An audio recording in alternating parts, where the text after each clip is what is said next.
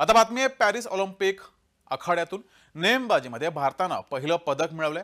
मनू भाकरला ऑलिम्पिकमध्ये कांस्य पदक मिळालंय। त्यानंतर पंतप्रधान मोदींकडून मनू भाकरला शुभेच्छा सुद्धा दिल्या गेल्यात। नेमबाजीत मनू भाकरनं भारताचं पदकाचं खातं उघडलंय। ऑलिम्पिकमध्ये कांस्य पदक मनू भाकरनं पटकावलंय।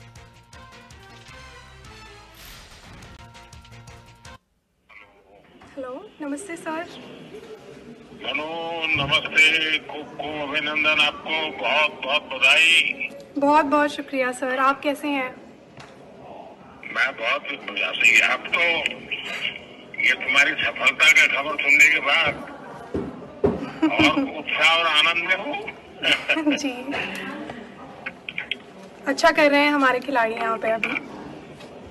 आप स्वयं को वैसे .1 से आप सिल्वर आपका रह गया, जी। लेकिन उसके बावजूद भी आपने देश का नाम रोशन किया।